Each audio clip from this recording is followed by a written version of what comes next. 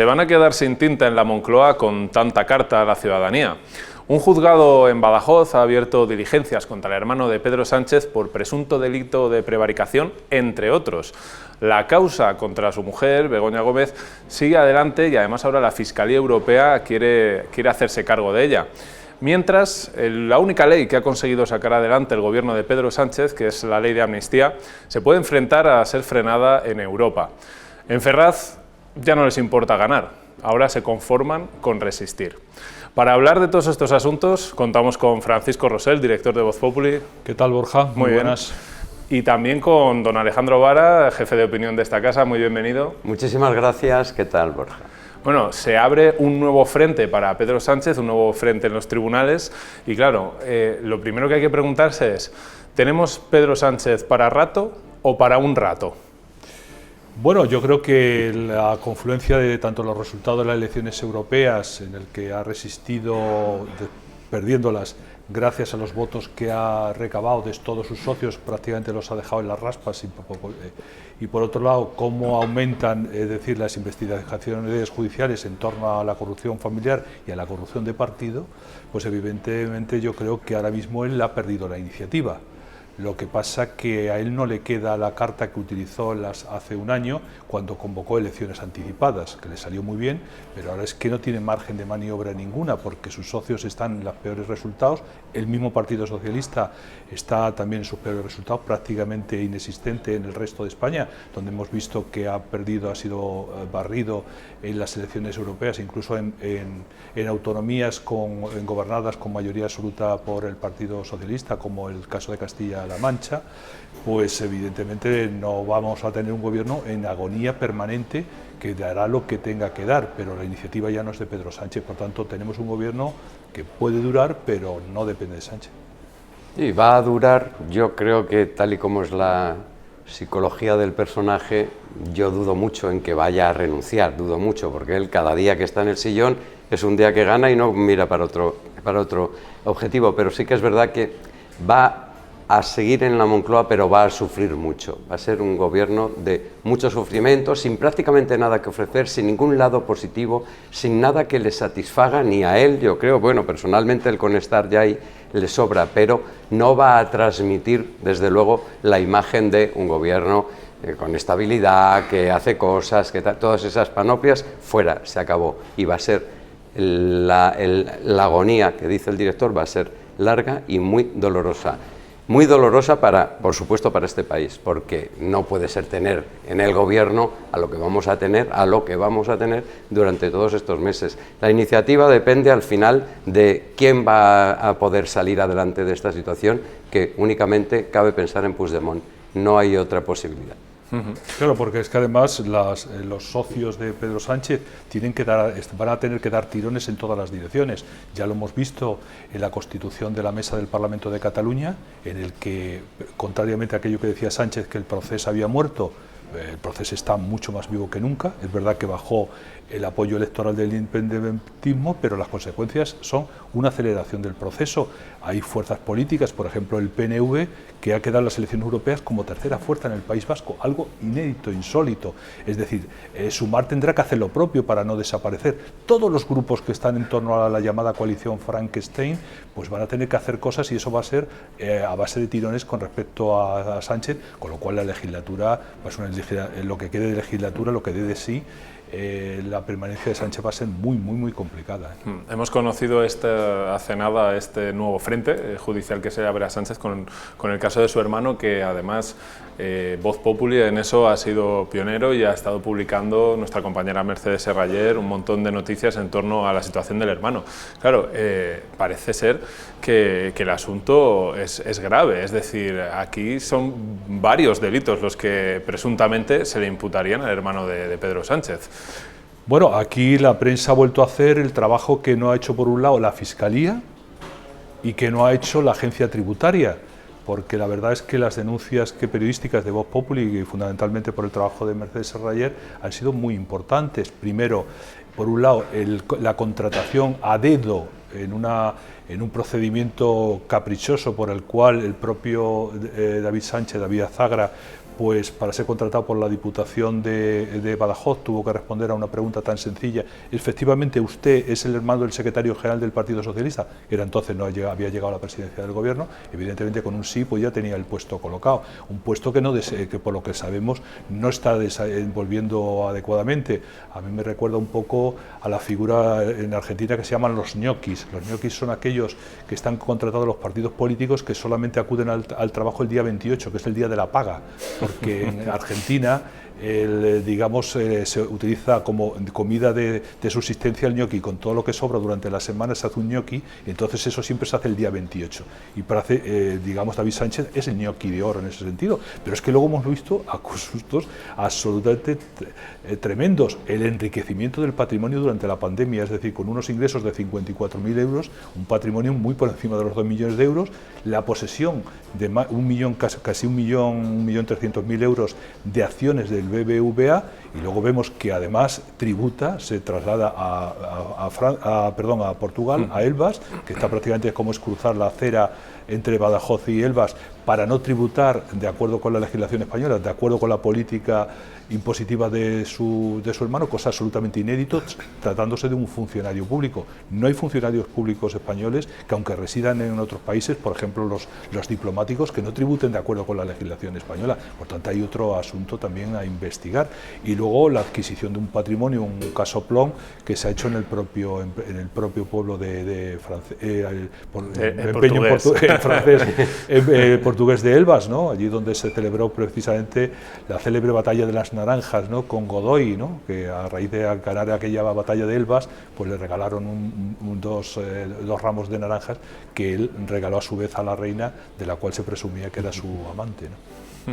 No, es que algo huele a podrido en Moncloa, huele a podrido, y aquello está tomando ya como una especie de aspecto de escenario de rapiña, porque es que dices, mires para donde mires, pues estamos hablando del entorno personal del presidente, con lo que hemos publicado, con lo que Mercedes ha publicado aquí, del hermano, que realmente es insospechado que no ocurría, que no dijera algo. Bueno, pues tanto Hacienda, por supuesto, es que lo de Hacienda no tiene nombre. Bueno, tiene nombre, pero ahora mismo no vamos a decir qué nombre es, vamos a esperar a que se desarrolle el proceso. Pero el hermano, lo de Begoña, que ya lo estamos viendo, pero es que luego tenemos a Koldo, que el coldismo está como un poco tapado ahora mismo, pero claro, es que Koldo, que salpica a un montón de ministerios, y ya estamos viendo en las comisiones las verdades de lo que se lanzaron al saqueo de fondos públicos a raíz de la pandemia. Ahí fue.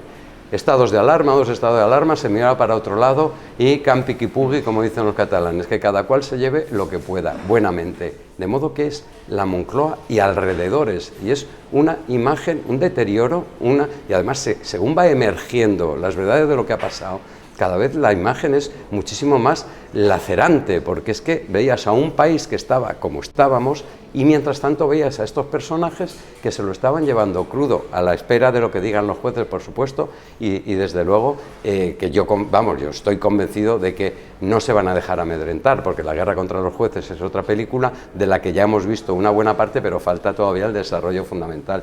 De modo que la familia de Pedro, el gobierno, algunos ministros y demás salpicaduras dibujan un entorno de lo que es el sanchismo, que es sinónimo de podredumbre, y eso es muy difícil quitárselo de encima, por más que estén con lo del fango, con los ataques a los medios, con los ataques a esa historia, no se puede limpiar de un día para otro. Lo han intentado en las elecciones europeas y les ha salido mal. Hablabas de las comisiones de investigación, y precisamente esta semana hubo un momento bastante llamativo con el expresidente canario Ángel Víctor Torres, actual ministro de Política Territorial, cuando Elías Bendodo le pidió que enseñase su teléfono al presidente de la comisión para ver si estaba el contacto de Ignacio Díaz Tapias, uno de los 4 mosqueteros, uno de los testaferros de Víctor de Aldama, y dijo que no lo llevaba consigo. ¿Qué ministro no lleva el teléfono consigo todo el tiempo? Pues Ángel Víctor Torres. Pero bueno, en el caso de Begoña Gómez también ahora hemos conocido que la Fiscalía Europea quiere hacerse cargo de esta causa. ¿Qué opináis de esto? Porque claro, ha habido algunas voces que se han visto contrariadas, que creen que es mejor que las cosas sigan en manos del juez Juan Carlos Peinado, que está siendo muy valiente. ¿Cómo veis esto?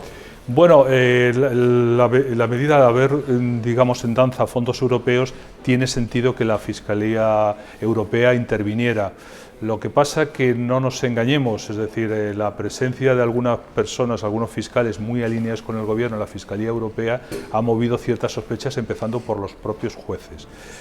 Y ha habido dos actuaciones, una que afecta a la trama Koldo, que ha hecho que el juez Ismael Moreno, al que le han recabado también la causa, pues de momento lo ha aparcado, esa solicitud, y otro, el caso que afecta directamente a la mujer del presidente del gobierno, que es el que lleva el juez Peinado. No sé lo que harán, los jueces tienen capacidad primero de paralizar la petición, dejarla en vía muerta, o en segundo lugar presentar un conflicto de competencias ante el Tribunal Supremo Español, que lo pueden hacer. Por tanto, los jueces de instrucción tienen una capacidad grande para mantener la causa y llevar la investigación hasta el final. Yo creo que hay un movimiento evidente para arrestarle la causa a los jueces españoles, singularmente al juez Peinado, para evitar que la mujer del presidente del gobierno declare y, digamos, tenga su imagen se vea perjudicada con esa declaración ante el juez. Recordar un poco el célebre caso cuando tuvo que declarar ante el Supremo hace ya muchísimos años Felipe González y para que no y se impidió la presencia de fotógrafos, y un fotógrafo consiguió meter una cámara pequeña y sacar esa foto. Hay mucho interés en que eso no ocurra, y por eso las sospechas sobre la intervención de la Fiscalía Europea, que al final son fiscales españoles, ojo, fiscales españoles. Por tanto, y teniendo en cuenta cuál está siendo el papel de la Fiscalía General del Estado con relación a todo lo que tiene que ver a la corrupción y fundamentalmente a la corrupción familiar del presidente del gobierno, pues mueve esa sospecha. No se lo acaran los jueces. De momento, uno lo ha dejado paralizado esa solicitud y otro, pues veremos a ver lo que hace en el caso del juez Peinado. A mí hay que recordar los fiscales, la parte española, la Fiscalía Europea, ¿quién los nombra? Evidentemente, los nombra el Ministerio de Justicia. Por lo tanto, de entrada, yo no es por sospechar de nadie, pero de entrada no me gusta, pero sobre todo por una cosa, porque tanto el juez Moreno como el juez Peinado lo están haciendo muy bien y lo están haciendo valientemente y se están jugando algo más que el bigote y están hostigando a sus familias, pero están dando pasos decididos. Ya el convocar, el llamar a declarar a la señora Gómez el 5 de julio, ya eso fue un paso inaudito que nadie se podía esperar. De modo que el que de pronto irrumpa con todos los argumentos que puedes poner a su favor y que tiene razón, que hay fondos europeos, todo lo que sea, que irrumpa la Fiscalía Europea en dos procesos, en dos causas que realmente los jueces están funcionando muy bien y que todo va bien, cuando las cosas van bien, no gusta mucho que cambien, porque dices, esto ¿va a cambiar a mejor? No lo sé, yo lo dudo. Ojalá no sea así, ojalá. Oye, también es verdad que en el caso del hermano de Ayuso, la Fiscalía Europea archivó, porque no podía hacer otra cosa, ya era un cante si no, pero bueno, archivó, y en ese caso en concreto, oye, todas las sospechas quedaron despejadas. Pero ahora a mí no me gusta, ojalá me equivoque. Vamos ahora también con tema catalán, porque bueno, es cierto que hemos tenido este movimiento del Tribunal de Cuentas con esa prejudicial al Tribunal de Justicia Europeo sobre la ley de amnistía, pero también es que se ha producido pues una derrota de Salvador Illa Cenada en el Parlamento catalán con esa mesa en la que al final no va a haber un presidente del PSC. Y claro, dadas las circunstancias y también los resultados que han tenido los independentistas en estas elecciones europeas, ¿crees que va a ser posible que al final Salvador Illa sea presidente de Cataluña? Yo lo veo muy complicado. El movimiento que ha hecho, digamos, el Puigdemont con el apoyo de Esquerra Republicana de Cataluña es un paso muy importante, porque se asegura el control de la Cámara. Y no olvidemos que la Cámara catalana fue el epicentro del movimiento el golpista del 17.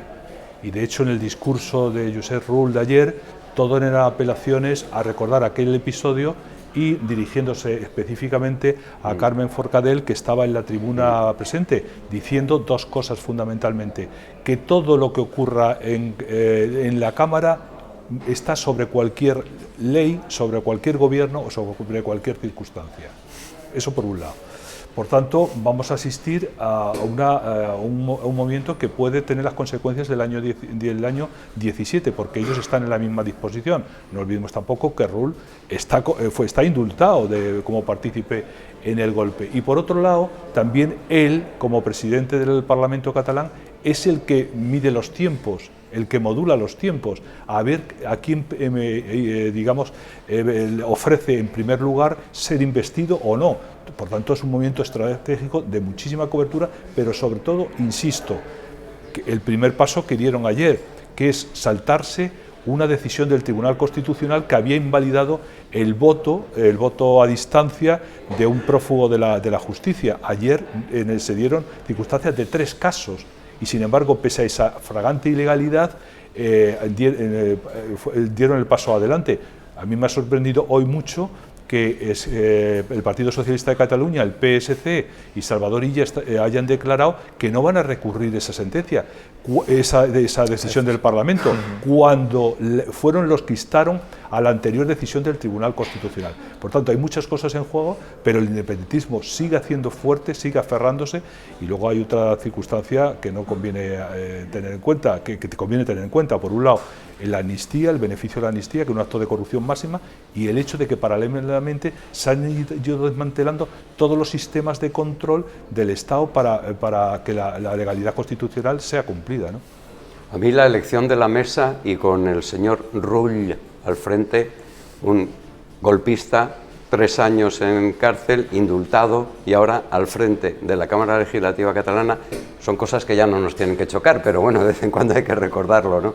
A mí me parece que pinta un panorama de que vamos o a Puigdemont, presidente de la Generalitat, o a elección o repetición de elecciones. Yo lo de Illa de presidente, oye, a lo mejor sí, pero a mí me suena la cantinela que están repitiendo permanentemente los señores de Junts, que dicen: investidura por investidura, mira, Pedro, a ti te investimos y estás muy contento ahora, de modo que me toca a mí. Y tal y como es Puigdemont, no hemos hablado con él ninguno personalmente, pero tal y como lo conocemos ya desde hace unos cuantos años, me da la sensación de que el paso de ayer, de hacerse con el control, que es muy importante, como dice el director, es muy importante el control de esa Cámara, ya vimos todo lo que pasó durante el golpe, es una muestra de lo decidido que está Puigdemont a no rendirse. Ahora todo depende de Esquerra, sí, ya lo sabemos, al final todo dependía de Esquerra también para el Parlamento, y mira lo que ha hecho Esquerra, de modo que, bueno, a lo mejor están votando los catalanes de vuelta en otoño. Hay que decir también de esas declaraciones de Rull de la nación milenaria catalana, ¿no? Como si hubiera estado ahí cuando el Cid le daba palos al conde Berenguer. En fin, un breve comentario sobre las elecciones europeas también, antes de que se incorpore nuestra compañera Mercedes Serraller. ¿Cuál es la lectura que hacéis de los resultados y también de esa sorpresa que ha sido la formación de Alvise Pérez, de Se acabó la fiesta, que ha conseguido los mismos eurodiputados que consiguió Vox en 2019? Sí, bueno, yo creo que las elecciones europeas, a mi juicio, ha fracasado Pedro Sánchez en un doble objetivo. Por un lado, digamos, el tratar de conseguir el indulto social de la corrupción. Hay que recordar el acto de enaltecimiento y de exaltación de la corrupción que hizo en el mitin de Andalucía, en la Andalucía de los ERE, en el que no solamente jalearon a su mujer, siguiendo el grito y a instancias de la ministra María Jesús Montero, sino que puso como ejemplo de la persecución que había sufrido Magdalena Álvarez, que está condenada por los ERE. Ese acto de exaltación, afortunadamente, no se ha indultado socialmente.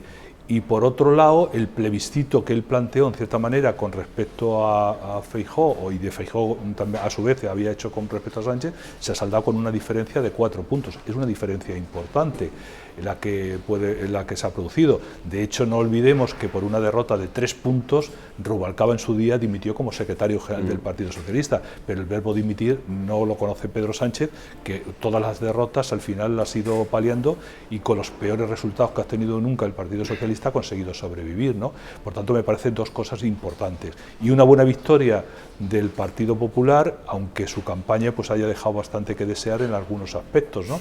Pero esto es así, es decir, conseguir borrar del mapa al Partido Socialista prácticamente en todas partes, hablo 3 o 4 provincias, es un éxito extraordinario. Por eso, a mí lo que siempre he defendido, que al final el doble que Sánchez me investiría a este Puigdemont, la única dificultad que veo ahora mismo es que si da esa operación, y pudiera darla, hay que tener en cuenta que el único fortín electoral que tiene Pedro Sánchez es Cataluña. Si Cataluña la pierde, está perdido. Está perdido a todos los efectos, perdido en el sentido de no sumar con respecto a su resto de socios. Por tanto, vamos a ver lo que sucede, ¿no? Yo creo que Sánchez no gana ni a las canicas, porque es que no gana ni unas elecciones desde que está Feijóo y prácticamente, y cuando ganaba antes, ganaba como ganaba, quiero decir, por los pelos. No gana nunca y tampoco ha ganado en las europeas, aunque, oye, que estaban diciendo el empate técnico total por 2 escaños. Oiga, usted, perdone, usted ha bajado 13 escaños, ha perdido, y el PP ha subido 2, pero ha ganado 4 puntos. Esta historia la están, yo creo, orientando no muy bien en el Partido Popular, porque aunque han ganado, hicieron esta celebración la noche de autos, iban ya con el complejo de que era un empate técnico, porque, claro, como estábamos diciendo tiempo atrás, que eran 10 escaños, que sacaríamos 10 puntos, ¿qué tal? No, han ganado. Pedro Sánchez ha perdido una vez más. Pedro Sánchez tiene cara de perdedor. Seguramente la bofetada definitiva es la de Puigdemont. Yo desde aquí estoy siempre hablando de Puigdemont, pero es que yo creo que es un personaje ahora mismo que es fundamental en el panorama político español, y el PP tiene que asentarse y asegurarse, convencerse, hacerse a la idea de que ha ganado y que le está ganando. Que es verdad que lo repiten de vez en cuando, pero yo no les veo cara de que han ganado. Leñe, pues si habéis ganado, pues se dice, ya está. Hay un hecho evidente, es decir, la estructura para celebrar el supuesto triunfo, que para ellos será un empate técnico del Partido Socialista, toda esa estructura la tenía montada el propio PSOE en su sede, que tuvieron que desmontarla. En segundo lugar, también se habían asegurado la presencia de Pedro Sánchez, que estaba en la sede del Partido Socialista. Todo eso se desbarató. De hecho, la que leyó el discurso, que me parece que iba a leer esa misma noche Pedro Sánchez, fue el día siguiente Teresa Rivera, hasta el punto de decir que se había producido un empate técnico, que aquí ellos habían ganado, una cosa absolutamente estupefaciente, junto al dato de defender que el único que había acertado las encuestas había sido el director del CIS, ¿no? Que ha sido un nuevo fracaso el que ha acumulado nuestro amigo Tezanos.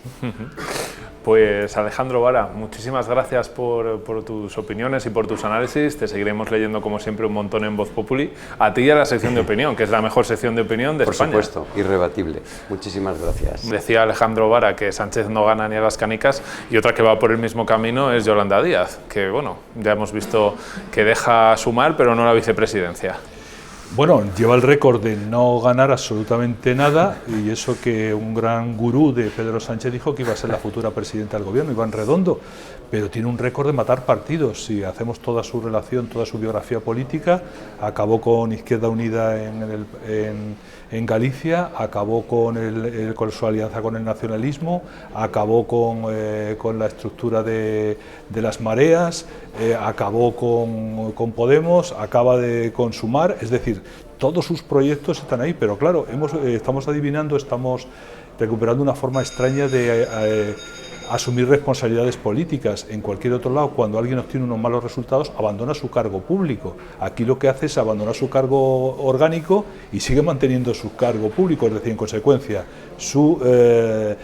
el coche ministerial, la vivienda ministerial, el sueldo ministerial, etcétera, etcétera. Es una forma muy extraña de asumir responsabilidades políticas, pero esto es la España de la regeneración y la España de la nueva política, ¿no? Y desde luego que cuanto más cerca se sienta de Sánchez en el Congreso, peor le está yendo también con todos los temas procesales. Mercedes Serraller, compañera de Voz Populi y una de las personas que más ha escrito sobre el hermano de Pedro Sánchez.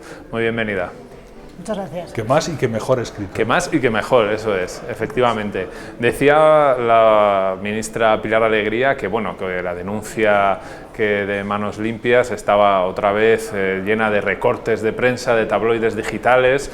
Pues bueno, Mercedes, ¿qué le respondes a doña Pilar Alegría? Y también para que nuestros espectadores entiendan qué es lo que ha ocurrido con esas diligencias que ha abierto un juzgado y qué es lo que se está investigando, se va a investigar en torno al hermano de Sánchez. Pues a ver, la situación tan peculiar, laboral, sobre todo laboral de entrada, del hermano de Sánchez es conocida y ha sido denunciada por la oposición y por compañeros de medios desde julio de 2017, cuando se le contrata a dedo y demás. La cuestión es que a lo largo del tiempo una serie de cuestiones que llamaban la atención se empiezan a disparar, sobre todo a partir de la pandemia, y según hemos ido publicando y explicando, con acceso a sus declaraciones patrimoniales, en la pandemia, cuando vuelve la pandemia, porque hay una excedencia de un año, la declaración que hace, su patrimonio se dispara, pasa de tener un patrimonio de 270.000 euros a un patrimonio que se acerca ya a los 1,7 millones. O sea, en la pandemia su patrimonio sube en 1,5 millones. Declara que no tiene ninguna otra actividad ni ingreso aparte de la Diputación de Badajoz, de la que no cobra durante esa excedencia, ¿no? Entonces, estos son una serie de señales muy llamativos, que son las que suelen llevar a la agencia tributaria a que haya unos incrementos patrimoniales no justificados, que se denomina, ¿no? Y también a los servicios antiblanqueo a analizar situaciones de este tipo. La verdad que para un director de orquesta no está mal, son casi los emolumentos sí, de Taylor Swift. Más que una batuta de director de orquesta, tiene una varita mágica que multiplica los ingresos, sin duda, es algo absolutamente portentoso. Y luego, en cuanto a su situación fiscal, también, claro, ese movimiento tampoco socialista, ¿no? De moverte a un pueblito que está ahí al lado, a Elbas, para tributar menos. ¿Cómo funciona eso también?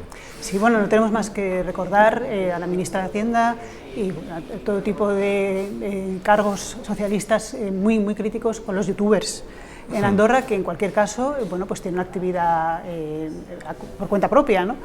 Y aquí tenemos, o sea, eso de entrada ya es cuestionable, y de hecho la agencia tributaria, en sus planes de control, donde pone el foco todos los años, hay un capítulo para estos movimientos, estas deslocalizaciones que son muy dudosas, ¿no? En la mayoría de casos, y siempre lo mira. Luego hay una lucha con Haciendas y puede haber justificaciones o no, y se va a los tribunales o cómo vaya el procedimiento, pero siempre está ahí el foco puesto.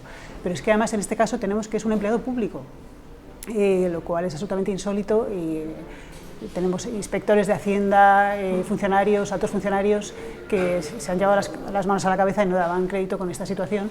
Los empleados públicos hay obligación de retenerles IRPF y bueno, pues esta situación no tiene precedentes. Es como los trabajadores de embajada, ¿no? O de consulados, que ellos, por ejemplo, sí que cotizan en España y sin embargo... y se les retiene IRPF a los que están en el exterior, etcétera, ¿no? Esa es la cuestión. Entonces, bueno, pues hay unas responsabilidades de la Diputación, y de hecho pues están investigados tanto el presidente Miguel Ángel Gallardo como el responsable de Recursos Humanos y director responsable de esta situación. Luego hemos tenido un añadido curioso que reveló el propio presidente de la Diputación, que bueno, sí que cotiza en España, bueno, pues que parece ser que la pensión es una cuestión que no quiere perder, ¿no? Bueno, también está el tema de cómo fue contratado, ¿no? Que comentabas tú, Paco, antes, sí. que es de lo más llamativo, es un cargo muy insólito, por lo que tengo entendido, en el resto de España, ¿no? O sea, las circunstancias también de su nombramiento sí, son muy llamativas. Desde luego, pero mira, a mí me recuerda mucho al intento que hizo Nadia Calviño de colocar a su marido en Patrimonio Nacional. Es casi calcado el procedimiento. O sea, es un procedimiento que solo se entera los 4 que siguen ese tipo de cuestiones y para quien va dirigida la plaza. El público se entera con una publicación ya final muy tarde, y está totalmente hecho a medida es un cargo de nueva creación, hecho totalmente a dedo, a medida de las características del familiar. Hay un pequeño, bueno, hay unas entrevistas, entrevista a algún otro, hay gente que a lo mejor de buena fe piensa que es posible, pero evidentemente está hecho para esta persona, que tras esa entrevista y cumplir al milímetro lo que se pedía, porque está hecho para él, pues aparece publicado la adjudicación. Recuerda mucho al procedimiento que se le adjudicó al marido de Nadia Calviño, que al final, con toda la presión que hubo en medios y en opinión pública, renunció, pero se le había conseguido ese puesto. Bueno, habrá que ver si Sánchez hace lo propio que hizo con Begoña, ¿no? Y vemos pronto al hermano también en algún mitin o sacando rédito político de esta nueva circunstancia. No hay que descartarlo, no hay que descartarlo. Siempre se redunda. Cuando se hace del vicio costumbre pueden ocurrir estas cosas. Bueno, pues muchísimas gracias, Francisco Rosell, por tus opiniones. También muy atentos a esa carta del director todas las semanas. Y muchas gracias, Mercedes Serraller. Y sigue adelante, independiente de lo que diga Pilar Alegría o quien sea. A vosotros. Muchas gracias. Y bueno, hasta aquí nuestro análisis de esta semana. Muchas cosas sobre la mesa, muchos temas de los que podéis confiar, como siempre, en Voz Populi, porque vamos a estar ahí al pie del cañón. Muchas gracias por vernos y por leernos.